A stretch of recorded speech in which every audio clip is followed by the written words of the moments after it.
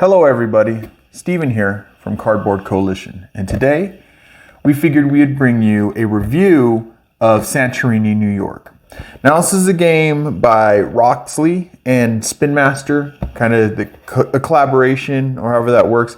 It's for ages 8+, I could see that happening, and it's for 2 to 5 players, and it doesn't have a time on here, and remember we talked about time before, but 2 to 5 players. Alright.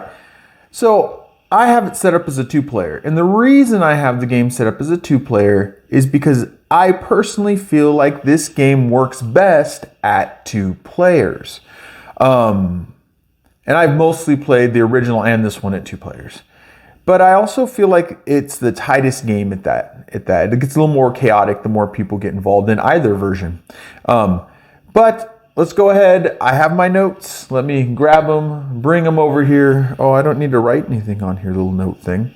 Set them down in front of me. Keep us on track so this video is short and concise, hopefully, and easy to get through. All right, so here we go. Let's start with the theme.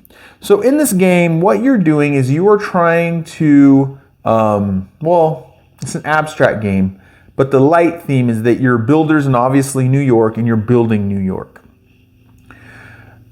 But it's really it's a movement kind of game, and your goal is to try to get on top of a 3rd-story building. There's another goal that a certain card, the architect, I think, the engineer brings in to the game. But it's kind of an abstract game. It is an abstract game. It's an abstract movement game with a building New York theme put on it, right? So the theme is building New York, but it's an abstract game. So let's go ahead and get into it. So the mechanics of this game is grid movement. So you're moving around this grid that's here.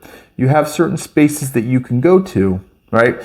Hand management, you have cards that you have to play at the beginning of each round, right? And you want to pay close attention to what you're playing and when. And then when I did some research on it, they said racing, and I think it's because you're racing to be the first one to the top of 3. So I would put that as the kind of far 3rd one. I would say more the grid movement and the hand management, and more grid movement because I feel like the main mechanic about this game is moving around the board. The added mechanic is knowing when to put down cards and when to play them and things like that. But the main mechanic is moving around the board.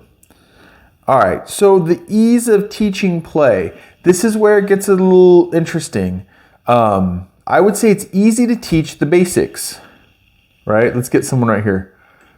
Move one of your 2 people and place a building tile. And then you could do whatever your card says. Some cards tell you have to do things. Like the iron worker says you have to build, then move, then build the second time, right? And then the subway operator tells you have to move in one of the cardinal directions, right? North, south, east, west. And they do have a north, south, east, west printed on the board. And so north, south, east, west, because in this game you can move to any spot that's adjacent to you, orthogonally, right, your cardinal directions, or diagonally, like you think of like kind of an X movement, or moving in that kind of angled move. But it's really easy to teach. Move, build, and then do whatever the card has you do. So I feel like the basic teach is easy there, right? Where the strategy, or where it gets a little more difficult, is coming up with that strategy. Trying to explain to people, or have them where they have to kind of really do it themselves, is understand the nuance of what cards you put down when, how you can block other people as they move around. Really, like I said, what strategies can be deployed, deployed, words aren't working right now for me, but deployed so you can win the game by blocking people, by just trying to build yourself, things like that. That's where I would argue it gets a little more difficult, but the basic concept, the move then build is it build then move? It's build then move, sorry. Build then move is the basic concept. Build, move, build, move, build, move is the basic concept of the game. And that's really easy to get down. So the ease of play kind of goes with the ease of teaching. If you understand the build and move, that core mechanic of the game, the build and move, then it's really easy to understand how the game works. Where the nuance comes in, once again, with this version, is the cards that you put down, right, that you have to play, right, what those tell you to do, and the strategy. And when you want to put the cards down, where do you want to move? Do you want to try to block? Use your move to block another player? Use your move just to build for yourself? Things like that's where it gets a little more in depth, right? It gets into those, I hear it a lot in games, the easy to teach, a lifetime to learn, right? Kind of ideas. Chess is one, you get that a lot. And I feel like that is here in this game. It's easy to teach how it works out, and then there's more depth in the play. It might look a little more complicated because you have these here. These are just reminders of what these cards, or the cards you could pull from the deck, what they do. That's all these are reminders, and they also give you a rundown of the card values, and it's for the game of playing, who gets the Statue of Liberty and all that. We have a how to play, of course. This one we do have a how to play. I think most things I do put a how to play out before I do the review. But anyways, I'm kind of going off topic. We do have a how to play, so you can kind of see what everything is and how it works through all that. So you can check it out that way. But back to it. Let me look down at the notes. Ease of teaching and ease of play. The basics are easy, and then there's more strategy involved. I guess that's how I would put it. Easy to teach the basics, and then the game evolves from there. All right, so replayability. I would say there's a pretty decent replayability. Right now we have 4 sets of cards that are shuffled into a deck of cards that we're going to use.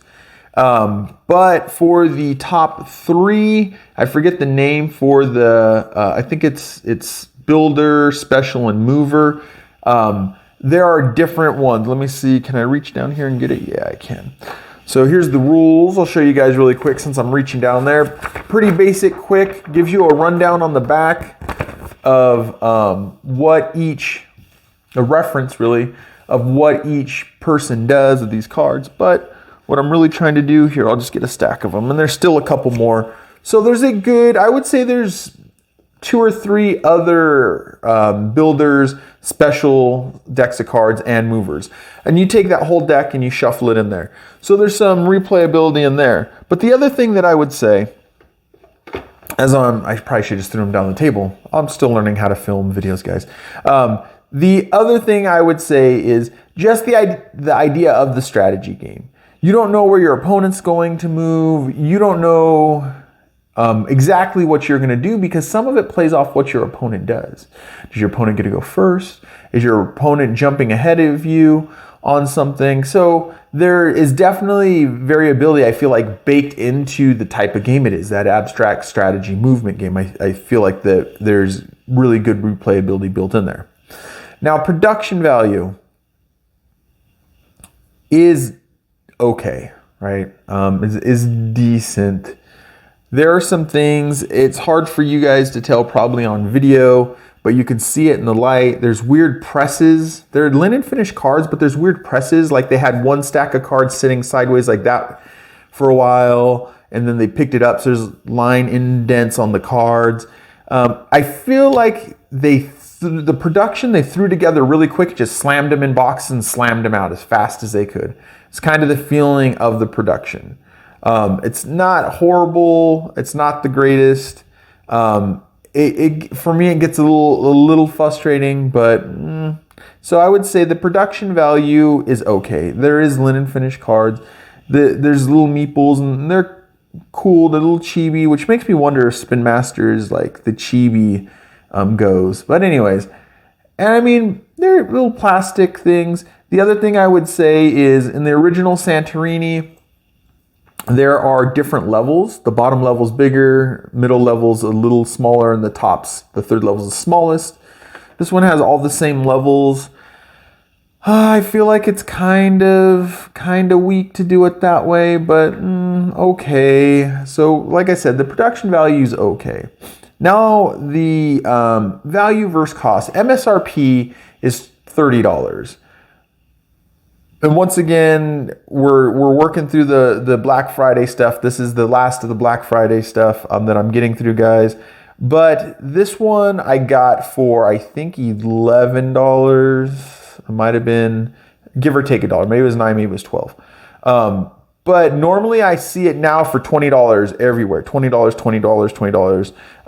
But the MSRP on it is $29.99. So for $30, it's hard. This one's hard, guys. I would say almost just get the original Santorini. I like the original Santorini more, and there is differences in this game. And it's kind of why I picked it up, because it was on sale for so cheap, and I knew there were some differences, and I wanted to see what they were. I'm iffy on the value, that $30 for the game. For $20, I'm gonna lean more, because I try to go off just MSRP, so it's the fairest for anybody who watched this video at what they can get it at. For $20, I'd probably be leaning more at the better value versus cost. But at $29, I don't know, and how quick it feels like they just slapped it together, right? How quick they put it together. But then overall, it is a 5-player game. You do get little figures to move around. You get the little chibi Statue of Liberty as the first person. I mean, it's kind of, they could have done this as a token and they didn't, so let's give them some props for that. And then the buildings, these are just buildings, and there's a card that allows you to put these buildings down, and they're all iconic buildings from New York. And it's not the same one. So where these are exact same copies and stuff, these are different buildings, right? So they're different buildings. So, man, it keeps making me bounce back and forth. I'm not entirely sure, I guess, on the value versus cost on this one. It's not an easy yes. It's not an easy no for me. So that's the value. Now, some extra things that I want to kind of throw in there for the review. If you've played Santorini, this is the original Santorini, which I have. I don't know if you guys know, it's directly behind me. I have it. Oh my God, cannot turn. Right, I have it right there. If you have the original Santorini, there's not a huge need to go out and get this one unless you're really interested in checking it out. But the differences in it is the original Santorini is still the move and build. Build and move. I mix those up all the time, so don't. Oh, look, we got it right here, but I'm not going to take the time to look at it. It's either build and move or move and build. I think it's build and move. Build and move. Both of them do the same mechanic that way. What changes in how the game plays is in the original Santorini, you just move your worker and you build, and you have a god card or a hero card that at all times is active. So you get those. And you could play at base. This one you can't. It doesn't tell you to go ahead and play without the cards. The original Santorini says first play without the gods, which are the cards, and just move around. This one you kind of play with it, but this one you have a deck of cards that you work through. And the original Santorini, if you can no longer build and move with your worker, that your turn ends. If you can't do it with any workers, you're done. You lost. Your opponent wins. And this one, it is if you cannot move and build and do whatever the card tells you to do. So that combination, if you can't do that, one of your workers comes off the board. If you lose both of your workers on the board, then the other player wins. You lose, the other player wins. Or you're eliminated if you have multiple players. As one of the win conditions. The other thing that they did with this one, it's really not that different, because Santorini, some of the gods and heroes have win conditions that are different than the original. Like, I can't remember, one of them in the original Santorini is if you're on the second level and second level and you jump down or something like that, you win. So there is a little toss up. But in this one, the engineer gives you an extra win condition, and that is by having the Statue of Liberty in your possession and putting a cap on a third level. These are the roofs, putting a roof on the third level. So there are some changes in Santorini, New York that are different than the regular Santorini. And it's one of the reasons why I did grab this. I really, really enjoyed the original Santorini. I think that I probably enjoy that one more.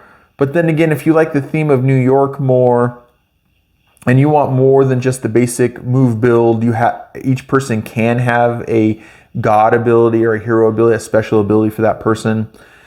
Then it just depends. I kind of lost my train of thought there. But overall, would I play this game? Yes. The question is, would I ask to play the game again? I'm not entirely sure. I don't think I would ask to, but if I felt that someone else had the interest in the game. Now, am I going to get rid of this game out of my collection? No, but I also don't have 300 plus games like some people have. My collection is relatively manageable. I think we're over 100 now, but not by a ton. So I at this point, I don't think that I would get out of my collection. But I mean, it's always here nor there. If I run into someone who really loves Santorini, New York, like we play it, and they just keep going on and on about the game, I might just give it to them. That's kind of how I do things with just life and things. I might just give it to them. But overall, it's a fun game. If you can pick it up for, well, I mean, it depends on how much you like it. You can get it for MSRP. For $30, it's not a bad game, right? For $20, it's a better game. And I think people would enjoy this game. Everybody I've played the original Santorini with enjoys the game. This is just a variation on that original Santorini. But so that's my review. It's a good game, right? It's not a horrible game. Is it my favorite out of the Santorini line, which there are 2 games? No. So I hope you guys enjoyed this review of Santorini, New York. I had to think about it. Of Santorini, New York. I'm Steven with Cardboard Coalition. I'll see you later, everybody. Bye.